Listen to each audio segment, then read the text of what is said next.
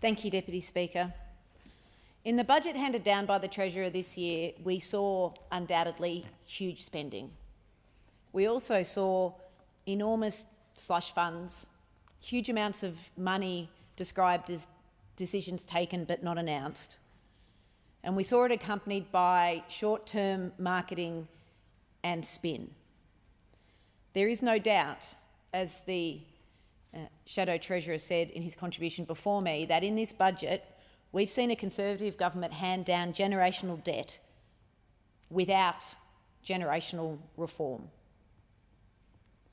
This is from a government that over its 8 years has presided over not just stagnant wages growth, but record low wages growth, and has a budget that predicts more of the same, and a budget that predicts economic growth to return to below trend, a budget that predicts participation to fall and business investment to be soft.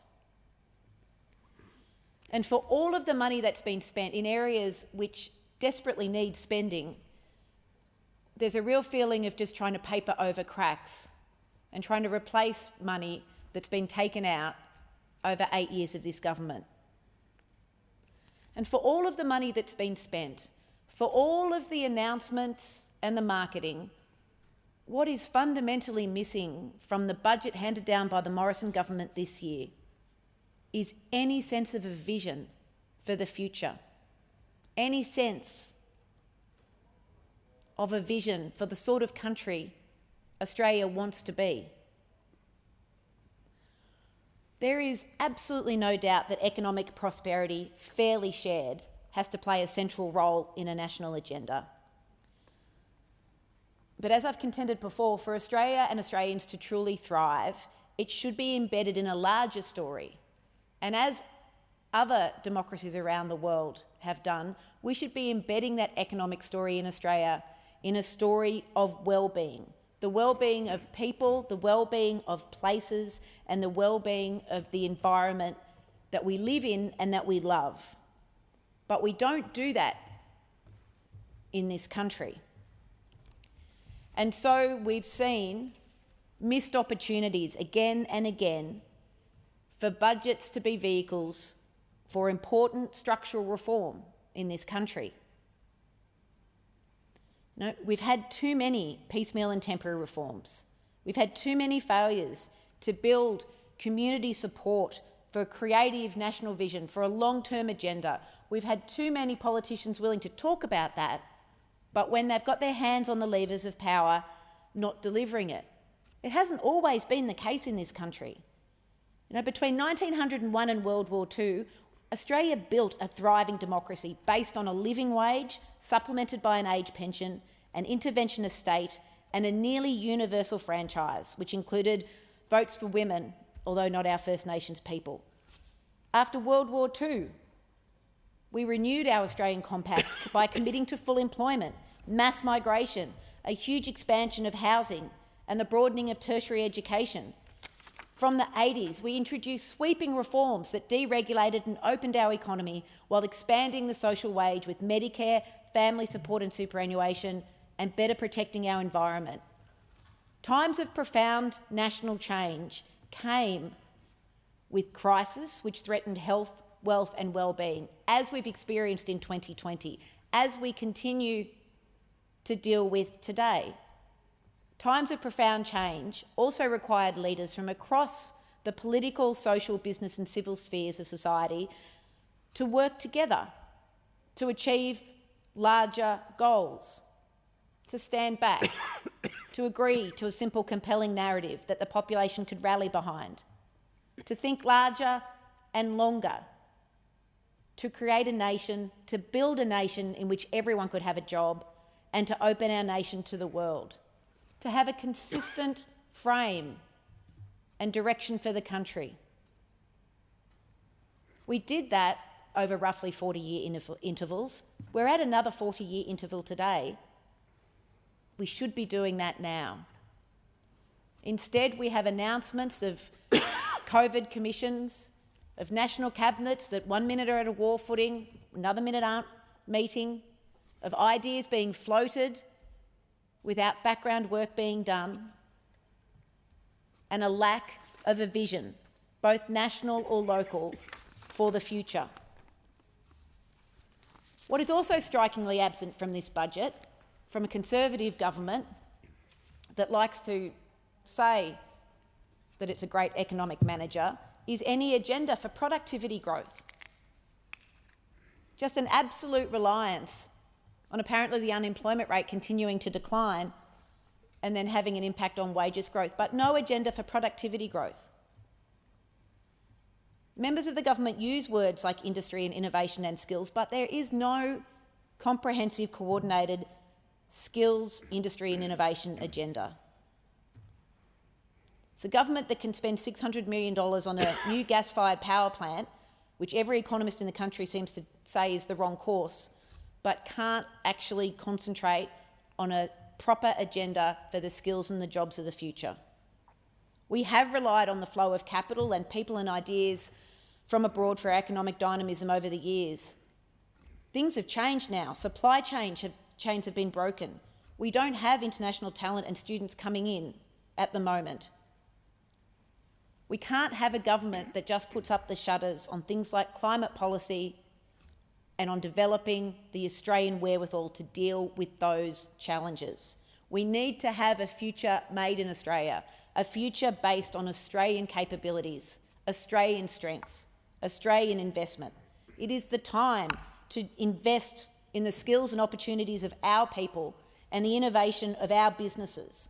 It's time to have that as a huge part of an agenda and a budget that measures the well-being of our people, our places and our environment. We do have the highest debt in our nation's history to look forward to and deficits for as long as the eye can see. But what will we have to show for it under this government? If they were to be re-elected, how long would it take before we saw this government revert to form and cut essential services? Cut services at the expense of working and middle-class people.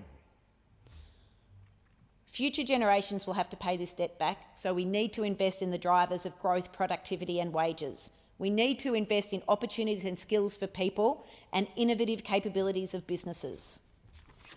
We have to recognise that there are huge economic shifts happening not just in our country but around the world towards knowledge-driven economy, a clean economy, a caring economy, areas where we are well placed to lead the world if we have a government with a vision and a plan.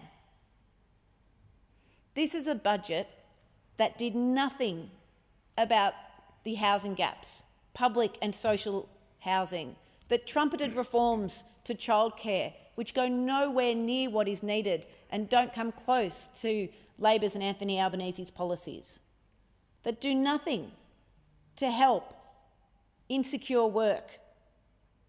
And as a Deloitte survey indicated, released today, does nothing to help. 47% of women are now dissatisfied with their work.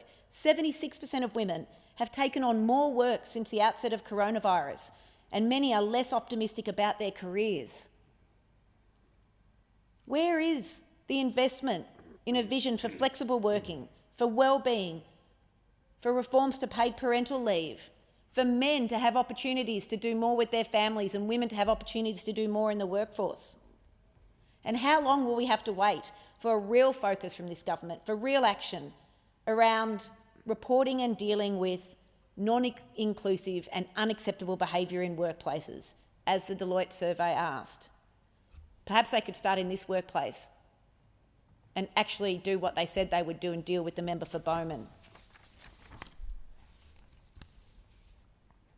In my community, we were looking for investment for Dunkley to help us get through the COVID recession, but also to help us build the sort of future that we want.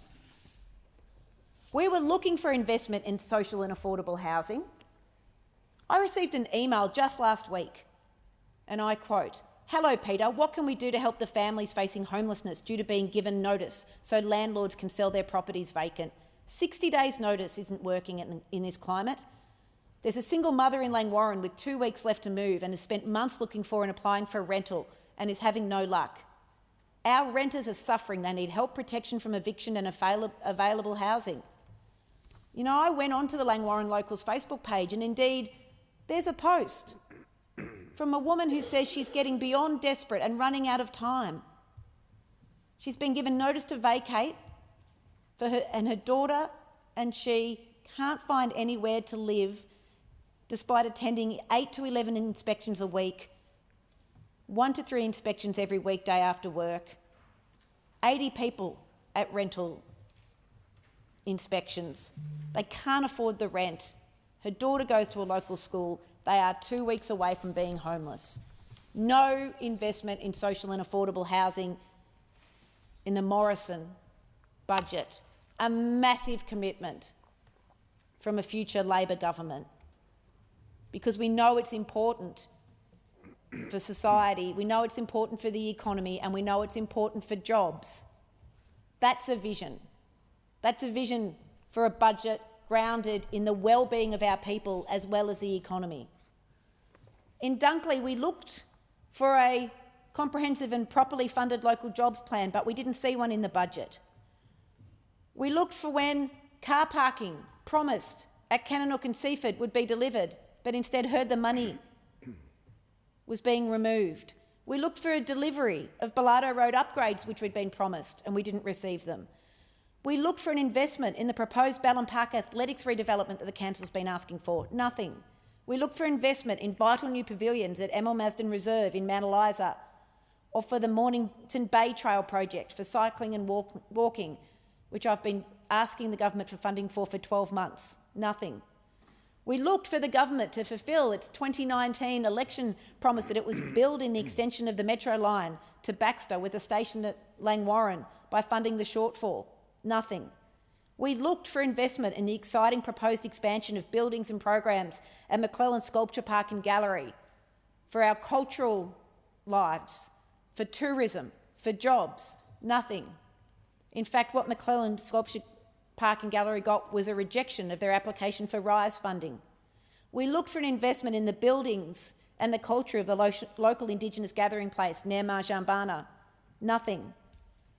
We looked for a commitment to more capital funding for our local schools, for more capital funding for communities programs. We didn't see it.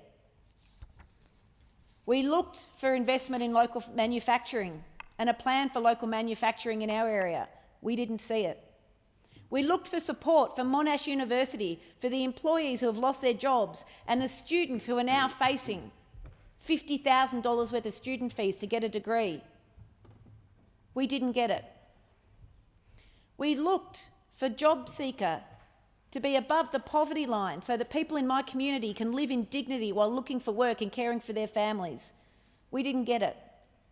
We looked for targeted support for our local travel agents, for our arts and culture industries that are still struggling post-JobKeeper. We didn't get it. We looked for action on aged care. We saw that there is some funding and we're waiting with bated breath to see what it will actually deliver for our community. We looked for a genuine commitment to reducing emissions and supporting renewable energy, to make Australia a renewable energy powerhouse, to build our renewable energy economy and good, decent, secure jobs for the future. We looked for real action on climate change. We didn't see it. Nope. We looked for a strategy for electric vehicles so that Australia doesn't become, as it was described in the paper on the weekend, as the Cuba of the developed world, for cars to be dumped in our country because they don't meet the emission standards anywhere else in the world.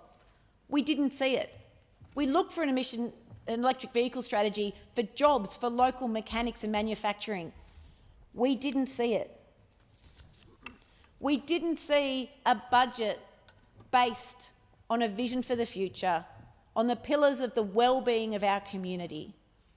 We saw a budget to get a government through a political difficulty and a tight cycle, and that is selling the people of my community short today, but it's absolutely selling the people of Australia short in the future. We want a good government. We want a responsible government. We need a new government.